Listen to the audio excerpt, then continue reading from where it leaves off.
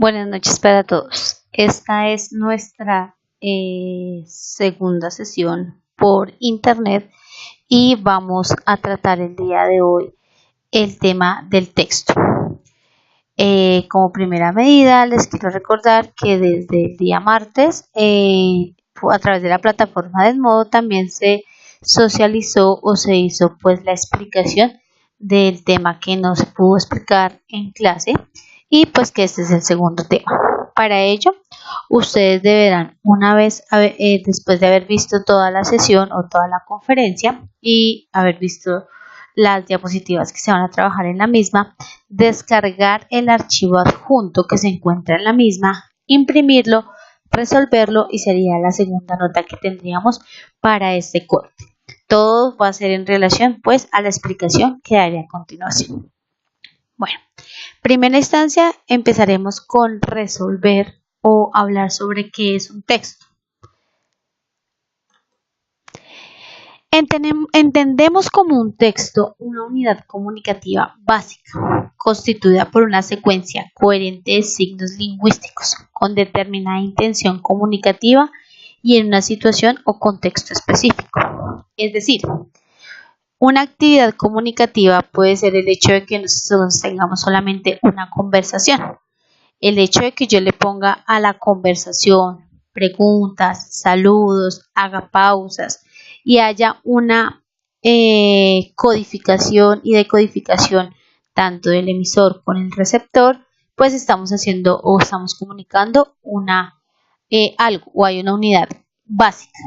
¿Por qué debe tener una secuencia coherente? Pues porque el otro interlocutor debe estar oyéndome y debe estar entendiendo lo que estoy diciendo si lo estoy haciendo de manera oral. Si lo estoy haciendo de manera escrita, pues la persona que lee el texto debe entender perfectamente lo que se haya escrito. ¿A través de qué? De unos signos lingüísticos. Cuando hablamos de signos lingüísticos, estamos refiriéndonos al lenguaje que empleamos, estamos refiriéndonos al código escrito que utilizamos y todas las reglas que allí se dan para que podamos utilizar esos signos lingüísticos. Pero ¿cuáles son las características que debe reunir todo texto? No importa si es oral o escrito, las debe reunir. Entonces, primero, el texto tiene que tener un carácter comunicativo, porque es el resultado de una actividad lingüística mediante la cual comunicamos significados. Es decir, debe haber una retroalimentación tanto del emisor como del receptor y viceversa. El texto tiene un carácter social. ¿Por qué tiene un carácter social? Porque es la unidad lingüística fundamental para la interacción social. A través del texto es que somos capaces de comunicarnos con los otros en cualquier ámbito social. El texto tiene un carácter pragmático. ¿Por qué? Porque cada vez que producimos un texto, este tiene una intención comunicativa y tiene un contexto específico en el que se va a dar. No se van a dar textos porque sí, siempre se parte de una necesidad de ¿qué? De querer comunicar algo. El texto posee coherencia, es decir, que todas las unidades semánticas que utiliza, todos los componentes que utiliza deben estar interrelacionados entre sí a partir de las reglas de uso de ese código o de ese signo lingüístico que se haya utilizado para poder realizar el texto. Y el texto tiene un carácter estructurado, es decir, que va parte de unos contenidos conceptuales que son expresados a través del lenguaje. Yo no puedo empezar contándole así sea un chisme a una persona por el final. Yo debo iniciar por el principio, luego por la mitad y luego sí finalizar. Así mismo se debe hacer con un texto. Yo debo tener muy en cuenta qué es lo que voy a realizar, cómo voy a iniciar, cómo voy a tratar de hacer el contenido y cómo lo voy a finalizar. Por ejemplo, vamos a ver algunos ejemplos en los cuales diríamos si esos enunciados son textos o no son textos. Miremos los siguientes ejemplos. Los simpáticos mamuts caminaban alegremente por la ciudad, mientras las colosales jirafas correteaban a los leones marinos. Segundo ejemplo. Era la hora de la reunión. Ya habían llegado todos los asistentes. Sin embargo, Juan llegó tarde. ¿Cuáles consideran ustedes de los dos ejemplos realmente es un texto? ¿El primero o el segundo? Quienes opinaron que los dos son textos están equivocados. Quienes opinaron que el primer texto es correcto y el segundo es incorrecto están equivocados. El único que realmente es texto es el segundo ejemplo. Era la hora de la reunión, ya había llegado todos los asistentes, sin embargo, Juan llegó tarde. ¿Por qué? Porque estamos cumpliendo con todas las características nombradas del texto anterior. El texto está comunicando, el texto es claro, el texto ha utilizado las reglas del código en el cual está elaborado. Está emitiendo un mensaje claro, mientras que si vamos al primer texto, si bien hay una serie de signos lingüísticos que pueden ser leídos, estos no pueden ser comprendidos, no hay una relación entre cada uno de los enunciados o frases que allí se nombran. Eso es lo que debemos tener en cuenta a la hora de realizar textos, que sobre todo la coherencia y la intención comunicativa sean evidentes a la hora de comunicar a través del texto. Pero bueno, vamos a tener en cuenta cuál es la estructura general de un texto. Entonces, para la estructura general de un texto partimos de que se compone de dos partes, una preescritura y una posescritura. Cuando yo hablo de la preescritura, estoy hablando de todo lo que debo hacer antes de la escritura para poder llegar a la escritura y finalizar con la posescritura. Es decir, en la preescritura yo debo sentarme y reunir toda la información posible de lo que yo quiero comunicar. Consultar, averiguar, estructurar, tener en cuenta cuáles son mis temas, mis subtemas, qué es lo que voy a investigar, qué voy a incluir, qué no voy a incluir, qué tipo de información tengo, cuál me sirve, cuál no. Ese es el hecho de planear toda la escritura de un texto. Luego salto a la escritura, es decir, que debo hacer la construcción lingüística de la misma y debo hacerla a través de qué, de las tipologías de párrafos o de los párrafos que puedo utilizar para poder llegar a esta escritura. Entonces, ¿de dónde voy a partir? ¿Cómo voy a seguir? ¿Cómo voy a finalizar? Y debo finalizar pues con una posescritura, que lo que contempla es una revisión del texto a partir de esta planeación que hice aquí de la construcción lingüística y de las tipologías de párrafos. Partiendo de esto puedo llegar a esto. Yo no puedo partir de la posescritura, luego pasarme a la preescritura y terminar en la escritura, o comenzar en la escritura y pasarme a la preescritura y terminar con la posescritura. No, es paso a paso. La preescritura, paso a la escritura y luego paso a la posescritura. En ese sentido, entonces, podríamos decir más claramente con otro tema con otro esquema, que esta es la estructura general. Pero si nosotros quisiéramos pasar realmente esto al texto, ¿qué es lo que deberíamos utilizar? Entonces, para eso tenemos algo que se llama la estructura semántica. Cuando hablamos de la estructura semántica de un texto, estamos hablando de su macroestructura, es decir, de la generalidad del texto. Y se parte a partir de la intención comunicativa. Todo texto, como lo vimos anteriormente en la clase anterior, en la sesión anterior, lleva impresa una intención comunicativa: informar, persuadir, decir, evaluar, corregir, etcétera, etcétera, etcétera, porque ese es el proceso principal de la comunicación. La comunicación tiene una intención, no se comunica porque sí, siempre hay una intencionalidad dentro de ella. Entonces, partiendo de esta intención comunicativa, entonces vamos a armar la macroestructura semántica del texto, es decir, cómo debería yo estructurar mi texto de tal manera que a la hora que yo empiece a planificar y empiece a llegar al proceso de escritura, tenga tan claro qué es lo que voy a hacer. Entonces, voy a partir de un contenido, luego voy a partir del tema, y del tema van a salir los subtemas que sean necesarios. De cada uno de esos dos subtemas, pues también van a salir unas proposiciones temáticas como sean necesarias, y voy a llegar a una conclusión. Bueno, pero ustedes miran, pero ¿qué? ¿Y todo eso qué es? O sea, no entiendo, estoy confundida. Entonces vamos a ver un ejemplo a continuación para que usted comprenda qué es lo que va o qué es lo que contiene cada una de estas casillitas o a qué hace referencia cada una de estas casillitas. Cuando hablo de la contenido, yo estoy hablando de la generalidad, de lo más grande, o sea, de lo más macro. Por ejemplo, si yo estoy hablando, por ejemplo, biología. Biología es el contenido, pero es que en biología hay miles y miles de temas. Entonces, pues a mí se me da por decir que de todo lo que existe en biología, el tema que yo voy a tocar dentro de mi texto es el cuerpo humano. Bueno, pero es que del cuerpo humano yo podría hablar de muchas cosas. Entonces yo simplemente me voy a dedicar a dos subtemas que tendrían que hablar del cuerpo, que es el aparato digestivo y la nutrición. Dentro del aparato digestivo, entonces yo voy a hablar de cuál es su composición y cuáles son sus cuidados.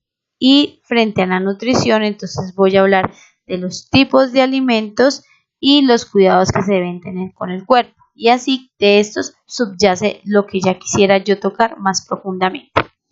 Veamos otro ejemplo. Tenemos el tema de funciones de universidad. Entonces, nuestro contenido general podría ser educación o universidad. Sin embargo, entonces, como subtemas de esas funciones de la universidad, vamos a decir que la universidad tiene funciones de docencia, funciones de investigación y funciones de extensión. Cuando estamos hablando de las funciones de docencia, estamos hablando claramente de lo que le corresponde hacer al profesor, al docente. Cuando hablamos de las funciones de investigación, entonces, ¿cómo la universidad puede entonces participar o hacer parte de un grupo de investigación o generar investigación dentro de sus estudiantes? Y cuando hablamos de extensión, quiere decir cómo la universidad brinda otros espacios diferentes, pues, a los de las carreras de pregrado o posgrado y ofrece otro tipo de educación que puede ser tomada por los mismos estudiantes o por la comunidad. Teniendo pues en cuenta esos tres subtemas que queremos tomar de las funciones de la universidad, entonces proponemos un número de temáticas y proponemos unos conceptos acerca del primer subtema, es decir, unas proposiciones de lo que podríamos hablar. Entonces encontramos 4 del subtema 1 de docencia. Entonces quisiéramos hablar primero de que la docencia no debe reducirse a un trabajo expositivo, que la docencia debe hacer énfasis en el trabajo del estudiante, que la docencia exige el conocimiento de metodologías específicas para cada rama del saber y que la docencia es un proceso comunicativo. Y ya estas después, esto es solamente la planeación. Con estas 4 proposiciones temáticas, nosotros podríamos empezar a crear un texto bastante enriquecido frente a un tema del que yo estoy hablando. Sin embargo, esto es la parte semántica, es decir, la parte formal de la planeación, pero yo necesito de otros elementos para poder llegar a que ese texto sea un texto válido a partir de las características que ya nombramos anteriormente. Por eso, aparte de su estructura semántica, también tiene una estructura formal. Cuando hablamos de esa estructura formal del texto, nos estamos refiriendo específicamente a todos los elementos que necesito emplear para poder hacer realidad esa estructura semántica que yo planteé anteriormente o atrás. Para ello, entonces, yo utilizo las categorías lingüísticas de la misma lengua, en el caso de nosotros del español. En esas categorías, aunque existen muchísimas más, lo que vamos a tener en cuenta entonces son los sintagmas, las oraciones y el comunicante. Cuando nos referimos al sintagma, estamos refiriéndonos a la unidad mínima que sirve para nombrar un fragmento de realidad. Por ejemplo, un sintagma podría decir esfera. Eso es un sintagma. Un sintagma también podría ser mesa. Eso también es un sintagma. Es lo mínimo como yo estoy nombrando las cosas. Sin embargo, pues existe uno siguiente que es la oración, que es la unidad sintáctico-semántica que intenta expresar el sentido de una proposición temática y se constituye a través de sintagmas, es decir, que este sintagma me lleva a una oración. Como este sintagma me lleva a una oración, pues en esta parte de las oraciones mi sintagma ya tiene que ser un poco más largo, más elaborado, más comprensible y debe tener comunicación, que es la última parte en la cual vamos a llegar. El comunicante, entonces, es la parte del texto conformado por un bloque temático de informacional organizado jerárquicamente y construido por medio de oraciones interrelacionadas. Vamos a ver un ejemplo.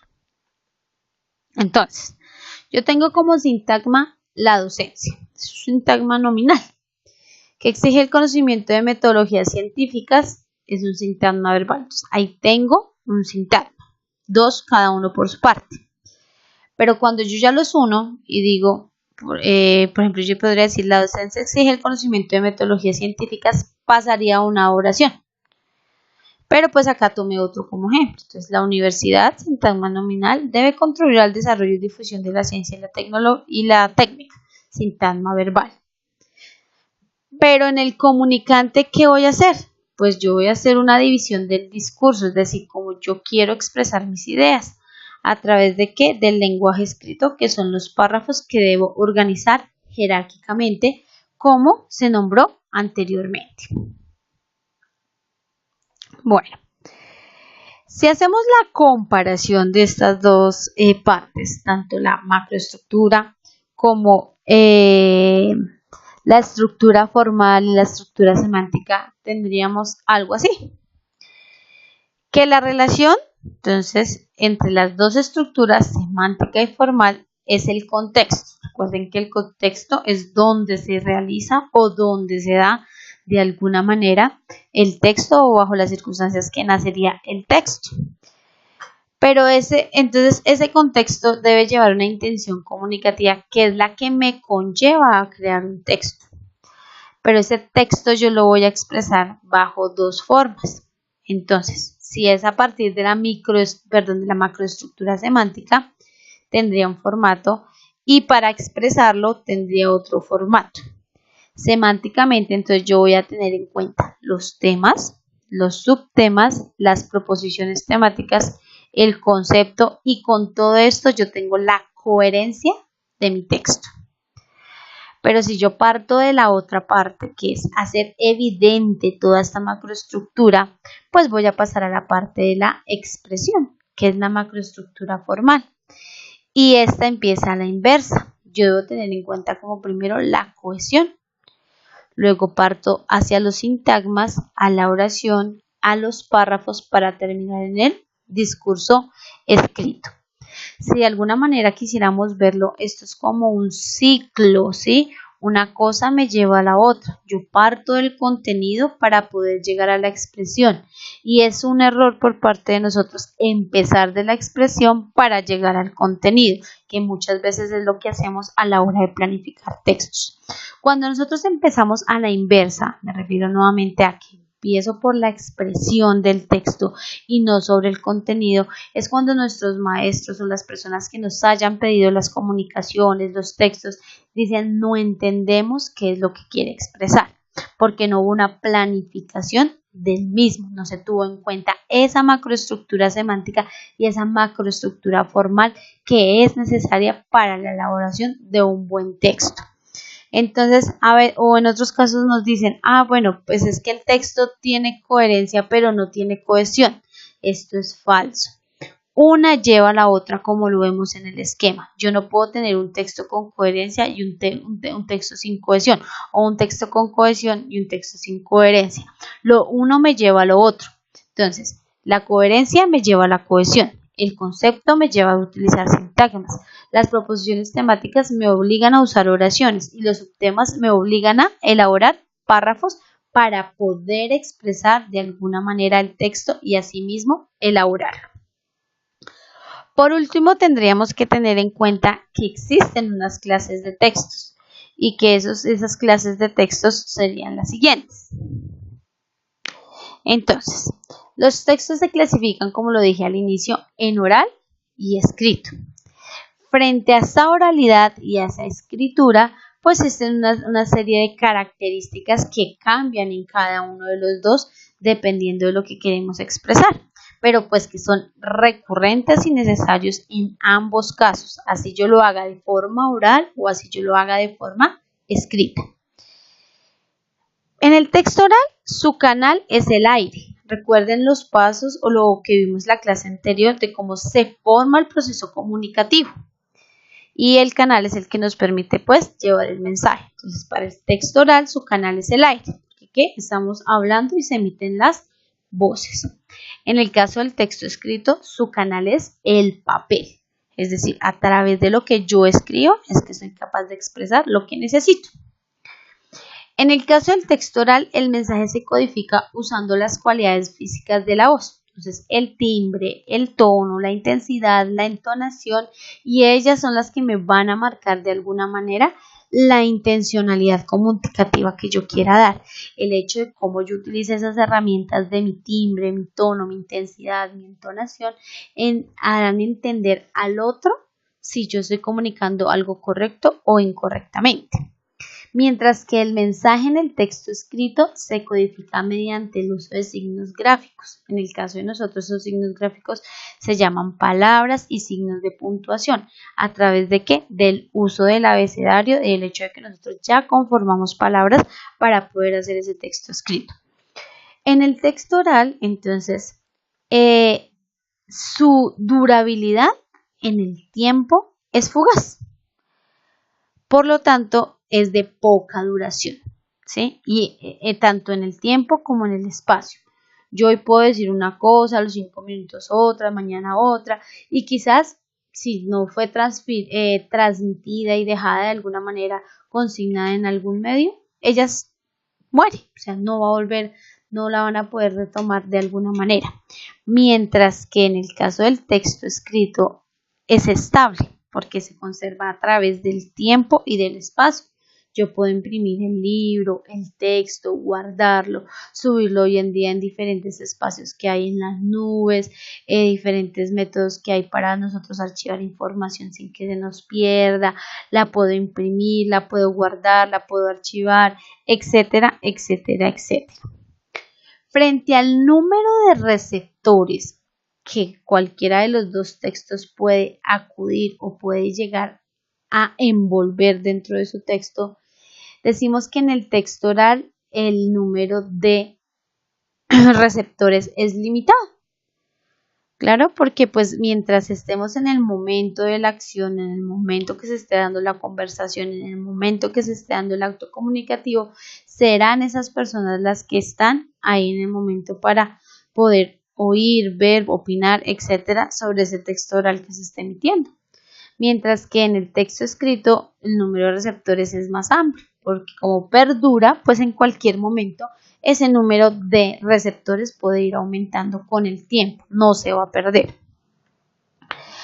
La relación que existe en el texto oral entre el emisor y el receptor es directa e inmediata, se está dando uno a uno. Mientras que en el texto escrito esa relación será indirecta e inmediata, porque pues solamente hasta que se consulte, se vea o se lea, pues entonces se va a entender de que hay una relación.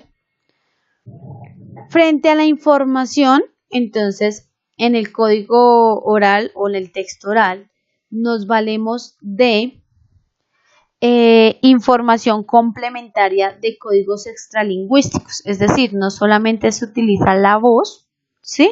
Sino que además de eso deben utilizar los gestos, deben utilizar las manos, deben utilizar el tono de la voz, todos estos códigos extralingüísticos que enriquecen en el momento que se está dando el texto oral.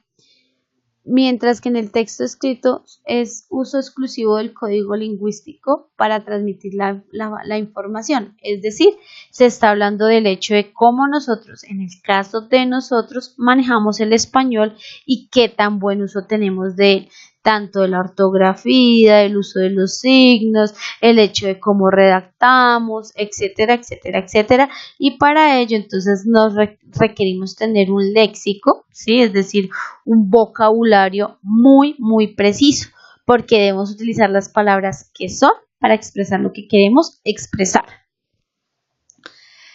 La planeación y organización de los textos también varía. En el oral se hace simultáneamente a la producción, es decir, yo voy pensando, voy hablando, voy hablando, mientras que en el texto escrito sí ahí debe haber una planeación muy, muy previa y muy cuidadosa de lo que quiero expresar. Frente a los errores en el texto oral, son cometidos durante el proceso de emisión y pues tienen de poca censura social, pues porque puede pasar en el momento y ya, y pasó desapercibido en el momento y ahí quedó por los que estuvieron presentes y nada más. Pero en el sentido de que cuando ya hablamos de un texto escrito, ese error sí tiene censura social, porque como perdura en el tiempo y en el espacio, en cualquier momento puede ser juzgado por muchas y muchas personas y esa información se puede ir reproduciendo entre los usuarios del mismo. El texto oral permite el uso de palabras y expresiones nuevas y coloquiales, es decir, frente al vocabulario que se utiliza no es tan exigente. Sin embargo, cuando hablamos de textos y sobre todo de textos académicos, el empleo de las palabras y de las expresiones debe ser muy selecto. Allí se refleja qué tipo de escritor es usted y qué tipo de manejo tiene sobre la información y sobre lo que está escribiendo. En el texto oral, el estilo es sencillo y espontáneo. Nuevamente, estamos hablando, se está produciendo al tiempo, entonces a medida que vamos hablando, asimismo se va dando la información. Mientras que en el caso del escrito, tiene que ser muy pulido y cuidadoso, ¿sí? Debe ser algo muy, muy bien elaborado. Nosotros no podemos pretender escribir textos así nada más y que sean aceptados cuando tienen errores de ortografía, errores de cohesión, de coherencia, no se entiende, no se sabe cuál es la intención comunicativa, no está estructurado, no se utilizan diferentes párrafos para jerarquizar la información, es un texto aburridor, etcétera, etcétera. Digamos que el oral permite que en el momento que se esté hablando, que con el hecho de usar códigos extralingüísticos, la comprensión del mismo sea mucho mejor, pero eso no sucede en el texto escrito. Además, deben tener en cuenta que cuando se realiza un texto no se escribe para uno mismo, uno siempre debe pensar que escribe para el otro. Por eso es necesario también decirle al finalizar a otra persona, venga, por favor, léame este texto y decirle qué entendió. ¿Es claro para usted? ¿No es claro? Es una de las formas o una de las claves con las cuales usted puede de alguna manera ir generando una revisión de sus documentos y más pues en este caso universitarios que son tan necesarios en la carrera. Bueno, por último pues entonces acá les recomiendo, les dejo la bibliografía del libro que se utilizó para hacer esta presentación. Les recuerdo que entonces en el documento adjunto aquí en Edmodo lo deben imprimir, pueden utilizar la presentación o bueno, la grabación, perdón, para poder hacer, voy a hacer las dos cosas, voy a subir la grabación, voy a subir la presentación por si alguien necesita también acudir a ella y tenerla pues, más precisamente para poder realizar los ejercicios. Recuerden entonces que para el próximo 27 de agosto que tendremos nuestra nueva sesión, que ya esta es presencial, entonces vamos a tocar otro tipo de temas y ustedes deberán llevarme los dos talleres impresos, el que yo les di en la sesión del 13 de agosto impreso y del cual pues ya se hizo la explicación la semana pasada y el que les voy a juntar en estos momentos para que lo elaboren. Entonces digamos que de alguna manera frente al tiempo o frente a la plataforma no van a tener ningún inconveniente. Si usted quiere ver esta grabación el último día o 10 minutos antes de entrar a la clase para poder hacer el taller, lo puede hacer porque a la plataforma en estos momentos no habría que subir nada. Todo lo tienen que hacer prácticamente. Agradezco su atención, muy amable por parte de ustedes y que tengan una feliz noche.